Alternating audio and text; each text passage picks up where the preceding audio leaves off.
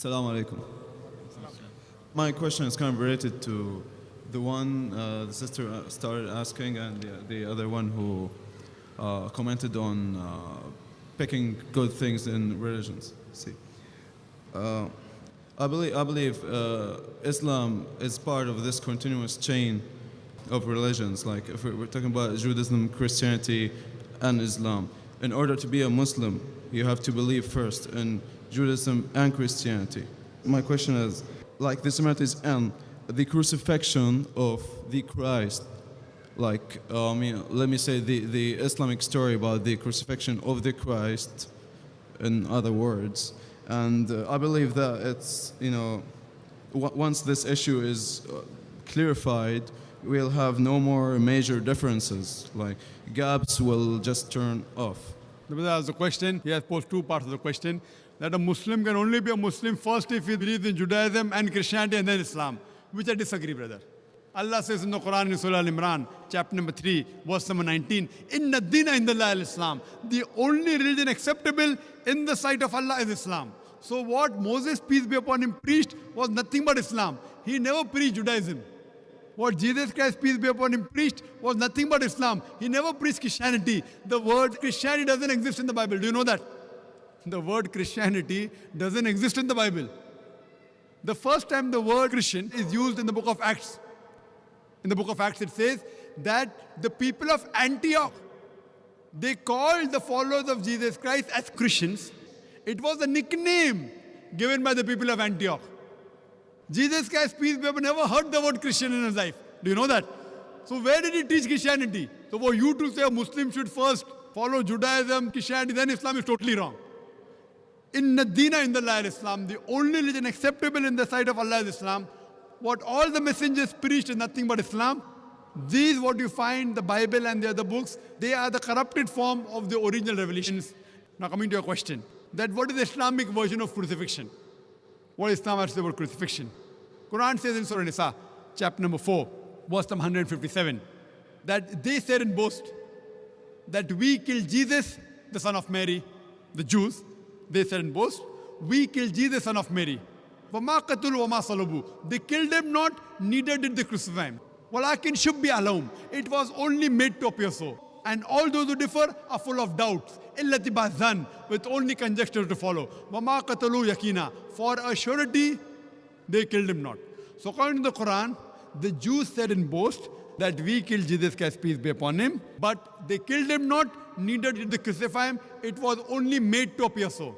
And all those who differ are full of doubts, with only conjectures to follow. For a surety they killed him not. So according to the Quran, we believe that Jesus Christ, peace be upon him, he was not crucified. It was only made to appear so. And I've had a debate on was Christ really crucified. Crucifixion means a person should die on the cross. And in my debate, I've proved that Jesus Christ, peace be upon him, he did not die on the cross. So we don't have an English term for a person who's put on the cross but does not die. So the new word that we can coin is crucifixion. F-I-C-T-I-O-N, fiction, not fiction, not F-I-X-I-O-N. So what we believe, that it was a crucifixion. C-R-U-C-I-F-I-C-T-I-O-N, but it was not crucifixion, F-I-X-I-O-N. Because I proved in my talk that he did not die on the cross.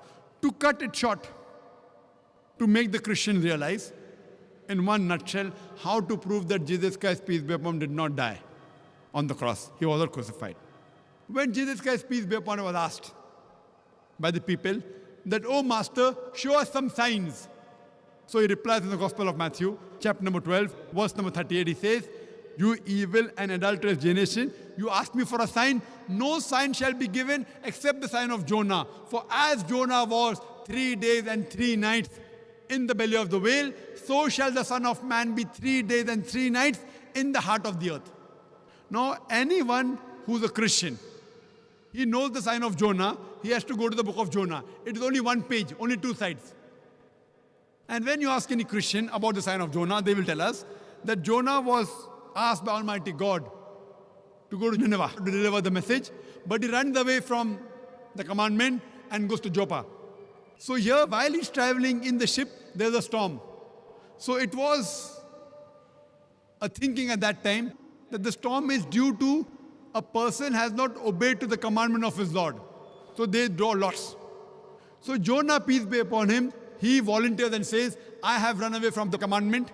At that time, it was a thinking that if they throw the person overboard in the sea would become calm. So they take Jonah and they throw him overboard. Now when they throw Jonah overboard, was he dead or alive?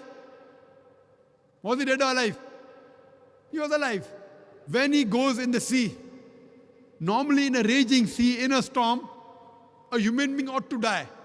But Jonah does not die. Peace be upon him. He is alive. A fish comes and gobbles him up.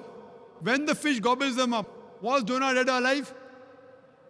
He was alive. If he dies, it's not a miracle.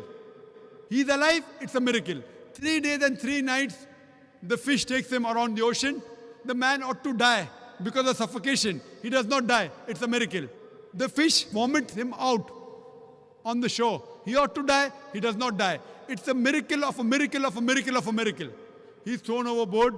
He does not die. A fish comes and gobbles him up. He does not die. 3 days and 3 nights, he roams in the belly of the fish. He does not die. He's vomited out. He does not die. A miracle of a miracle of a miracle. So Jesus Christ, peace be upon him, said that as Jonah was 3 days and 3 nights in the belly of the whale, so shall the Son of Man be 3 days and 3 nights in the heart of the earth. Now when you ask a Christian, Jesus Christ, peace be upon him, in the sepulchre, in his grave, for 3 days and 3 nights, was he dead or alive? Was he dead or alive? The Christians tell us he was dead. But then there's a contradiction. For him to fulfill the prophecy of the sign of Jonah, he has to be alive. So only on this one prophecy, there are various ways I can prove he wasn't crucified. It proves that Jesus Christ, peace be upon him, did not die on the cross. He was alive. So based on this, we can prove from the Bible that Jesus Christ, peace be upon him, he did not die on the cross. Jesus Christ, peace be upon him, puts all his eggs in one basket. He says, no sign shall be given except the sign of Jonah. For as Jonah was 3 days and 3 nights in the belly of the whale, so shall the Son of Man be 3 days and 3 nights in the heart of the earth. And further, if you analyze, even 3 days and 3 nights, it is not fulfilled. Because on Friday he's put on the cross. So before Saturday comes, he's put down. He's in the grave. When? When he's put in the grave? He's put on Friday night. He's there on Saturday full day. Saturday night. Sunday morning is out. So it's 2 nights and 1 day. So even the prophecy of 3 days and 3 nights is not fulfilled. But surely if he has to fulfill the other way, like Jonah, he has to be alive. And I've given various arguments from the Bible and proofs that Jesus Christ, peace be, was not crucified. You can take my videotape. I had a debate with an Arab Christian, an Iraqi Christian. Was Christ really crucified? And I proved there that he was not crucified, he was raised up alive. Hope that answers the question.